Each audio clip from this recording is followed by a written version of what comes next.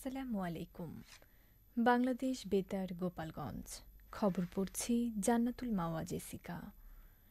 গোপালগঞ্জ সদর উপজেলায় ক্ষুদ্র ও প্রান্তিক চাষিদের মাঝে গতকাল উপজেলা পরিষদ হলরুমে খরিফ ১ মৌসুমে প্রণোদনা কর্মসূচির আওতায় রোপা আমনের বীজ, সার, নারিকেল ও লেবুর চারা বিনামূল্যে বিতরণ করা হয়েছে।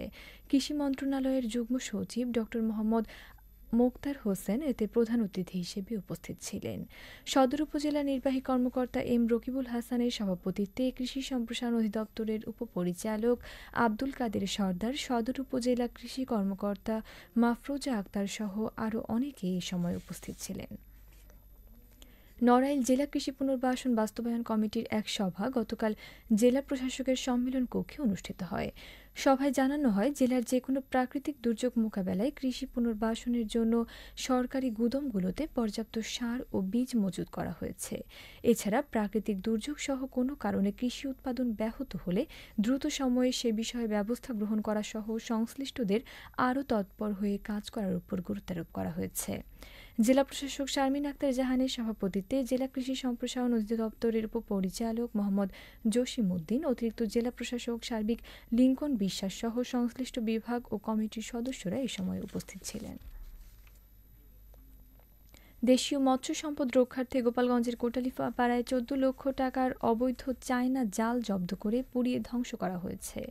গতকাল উপজেলার আমতলী ইউনিয়নের বিভিন্ন খাল ও বিল থেকে ৫০টি, হিরন ইউনিয়ন থেকে ৬৮টি, রাধাগঞ্জ ইউনিয়ন থেকে ৫৪টি ও কান্দি ইউনিয়ন থেকে ৬২টি জলাশয়ে অভিযান চালিয়ে মোট ২৩৪টি জাল জব্দ করা হয়েছে।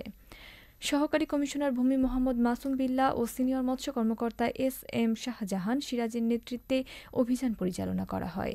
পুলিশ, গ্রাম পুলিশ ও আনসার সদস্যরা এ সময় উপস্থিত ছিলেন। গোপালগঞ্জের কাশিয়ানী থেকে ১,৯০৫ পিস ইয়াবাসহ ২ মাদক কারবারিকে গ্রেফতার করেছে মাদকদ্রব্য নিয়ন্ত্রণ অধিদপ্তর। গতকাল সকালে কাশিয়ানীর রামদিয়া বাজারের মিরাজ শেখকে ইয়াবাসহ গ্রেফতার করা হয়। নিয়ন্ত্রণ অধিদপ্তরের সহকারী পরিচালক মোহাম্মদ আলী নেওয়াজের নেতৃত্বে একটি দল। অপরদিকে ফুকরা গ্রাম থেকে সোহাগ শেখ নামে মাদক কারবারিকে ইয়াবা ও গাঁজাসহ গ্রেফতার করা হয়।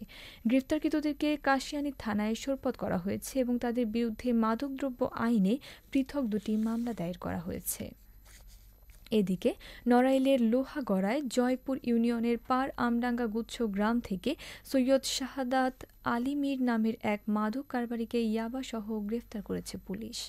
পুলিশ জানায়, গতকাল গোপন সংবাদের ভিত্তিতে লোহাগড়া থানায় ভারপ্রাপ্ত কর্মকর্তা মোহাম্মদ শরীফুল ইসলামের তত্ত্বাবধানে অভিযান চালিয়ে জয়পুর ইউনিয়নের পার আমডাঙ্গা গুচ্ছ গ্রামের নিজ বাড়ি থেকে তাকে আটক করা হয়। এ ব্যাপারে লোহাগড়া থানায় মাদকদ্রব্য নিয়ন্ত্রণ আইনে একটি মামলা দায়ের করা হয়েছে।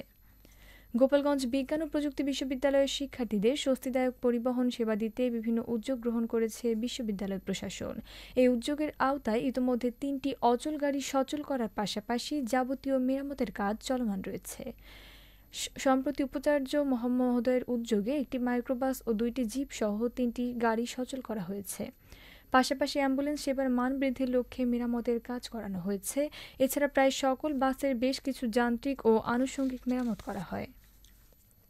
এদিকে গোপালগঞ্জ বিজ্ঞান ও প্রযুক্তি বিশ্ববিদ্যালয়ের শিক্ষার্থীরা বিশ্ববিদ্যালয়ের শিক্ষক, ক্লাসরুম ও ল্যাব সংকট সহ নানা সংকট সমাধানের দাবিতে গতকাল মিছিল ও সমাবেশ করেছে।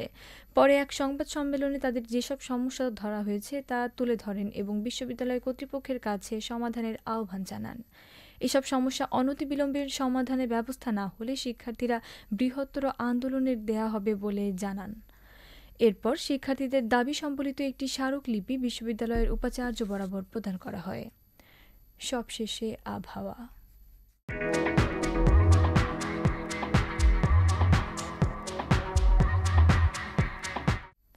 আজ বেলা ১টা পর্যন্ত দেশের অভ্যন্তরীণ নদীবন্দরসমূহের জন্য আবহাওয়ার পূর্বাভাসে বলা হয়েছে, রাজশাহী, পাবনা, বগুড়া, টাঙ্গাইল, ময়মনসিংহ, ঢাকা, ফরিদপুর, কুষ্টিয়া, যশোর, খুলনা, বরিশাল, পটুয়াখালী, কুমিল্লা, নোয়াখালী, চট্টগ্রাম, কক্সবাজার এবং সিলেট অঞ্চলসমূহের উপর দিয়ে দক্ষিণ অথবা দক্ষিণ-পূর্ব দিক থেকে ঘন্টায় ৪৫ থেকে ৬০ কিলোমিটার বেগে অস্থায়ীভাবে দমকা অথবা ঝোড়ো হাওয়াসহ বৃষ্টি অথবা বজ্রবৃষ্টি হতে পারে। এসব এলাকার নদীবন্দরসমূহকে ১ নম্বর সতর্ক সংকেত দেখাতে বলা হয়েছে। খবর শেষ হলো। আমাদের পরবর্তী খবর প্রচারিত হবে সকাল ১০টা ৩০ মিনিটে বাংলায়।